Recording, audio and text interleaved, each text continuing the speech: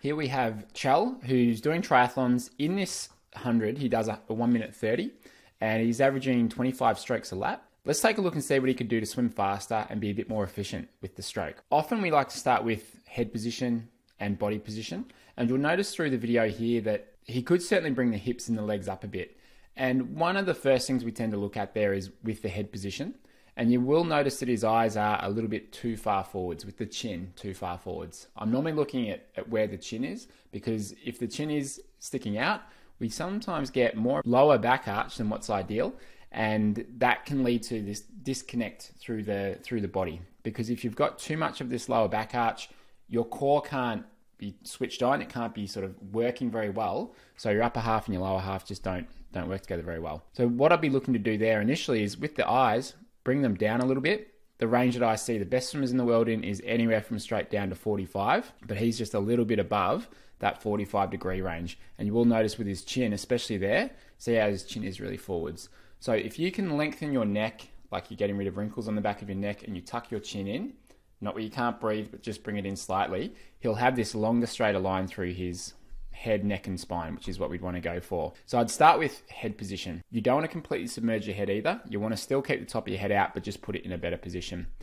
I'd then go on to the breathing, because with the breathing, you'll see how far forwards the eyes are at this point, and so is the chin. And then when he turns to breathe, he's kind of lifting his whole head out of the water. It's very high there, rather than going for like he's on this skewer, like you got this skewer through the head, neck, and spine.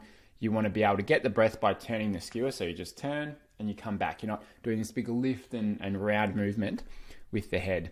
So we would start with the breathing. And a simple drill that he could do would be this side breathing drill with a kickboard that you can see here, just as a way to practice the right head position and practice that skewered breathing. Now that might seem like a really simple thing, and we talk about this quite often, especially when we're starting with video analysis, but often more than half the people that tend to come to our clinics are looking in the wrong position, either too deep or too far forwards. And when they do get the head position right, everything just tends to click into place a whole lot easier. So that's where we start. And it's good just to get some footage of yourself if you can, to see whether or not you're too high with your head position. Now, after that, one of the things that you might see here is if we have a look at the catch in the pool and go through it in slow motion, the catch isn't quite exactly where we want it to be in terms of, it's a little bit of a dropped elbow position where we'd want to get into a high elbow catch. So if we were to draw a line from his shoulder to his fingertips at this point, his elbow is below that. So he's dropping the elbow through the catch. Whereas a good catch will be, have that elbow somewhere above that imaginary line there. Because you can see with the direction of his forearm and hand, that's mostly pressing down. So down, down, down, down. Now it starts to press back about here, where he gets a bit more from it. But that whole first part, the whole setup of the catch there, just not getting that much from it. So let's have a look and see what he could do to get more from the catch on his right arm and also his left. You can see a very similar position here. What I'd start with is actually what happens when he reaches forwards. So with his entry, he enters there, reaches forwards, and finishes in this position. That's what we call the start of the catch. That's when you're about to begin the movement of the catch. You'll notice that he's got his elbow below his wrist about the same depth of his fingertips. So he's kind of dropping the elbow early on at that point. What I'd encourage him to do is lengthen, reach out further forwards so that we had the fingers below the wrist just below the elbow, basically in this straight position to begin with. And that might seem like I'm being a little bit picky with that side of things, but if you start your catch with a low or dropped elbow, it's really hard to make, it's a lot harder to make that transition to a good catch as you're going through it. So he might just need to reach out and stretch out a bit more with that right arm to begin. See the left arm as well. Kind of a similar position. The elbow's just a bit below the wrist and fingers, so he is just dropping it early on. So we'd want to start with that. Well, there's two drills that we do at clinics to help just get this position sorted. We start with front kick drill with both hands out in front, as you can see here. Then we transition to the side kick drill, then into 6-1-6 drill with that as part of the focus, making sure you've got fingers below wrist, wrist below elbow. So that's what we want to make sure we get initially. Then once he's set up in the right position to begin his catch, as he goes through this movement from here down to here, we'd want to try to get the hand and forearm moving down just a bit before the elbow pulls back. So through this movement, you'll notice that the elbow is moving down or through at the same time as the hand and forearm. But usually to get any kind of good catch, if we can get the hand and forearm just moving on its own, even for a fraction of a second before the elbow moves back, then you're going to be set up pretty well with your catch, and it just doesn't quite happen there. So he'd need to get the hand and forearm moving somewhat on its own, while the hand and forearm stays in a similar position up around here for just that fraction of a second before moving through. Now, with those drills, there's a lot of drills you can do to practice that.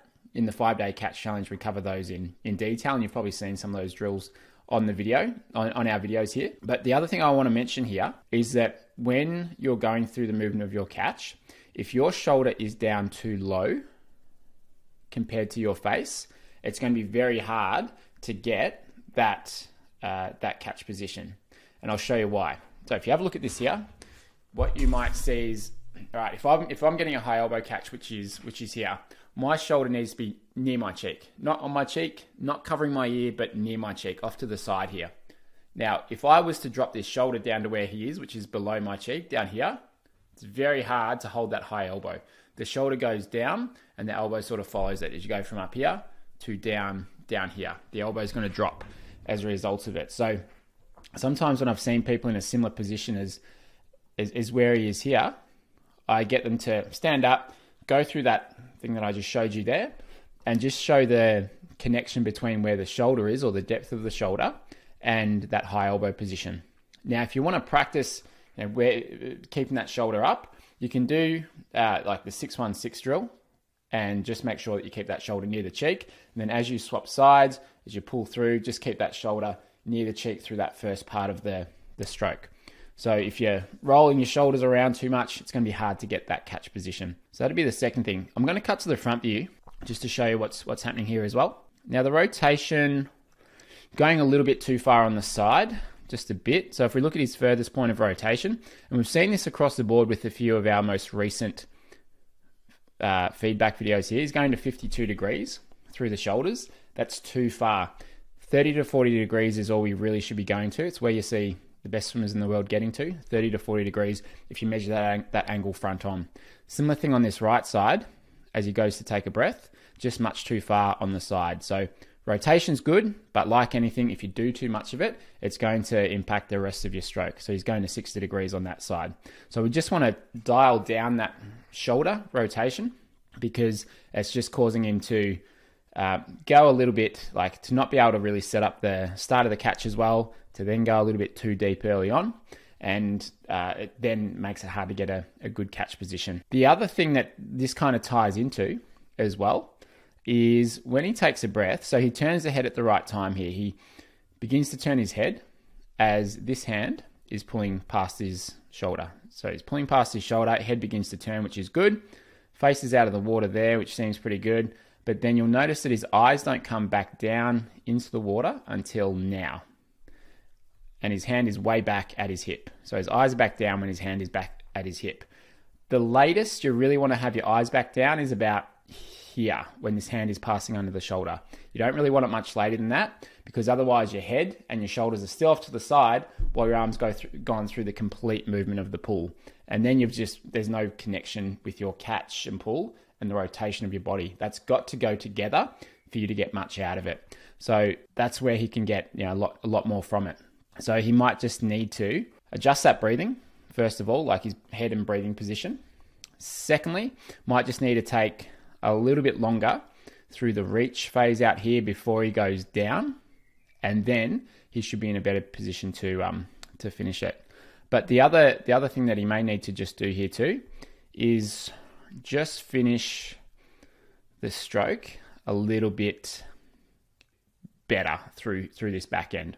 So from this position here, where we'd want to go is have the hand and forearm just sort of press back, exit past the hip, get out, and then go over at that point.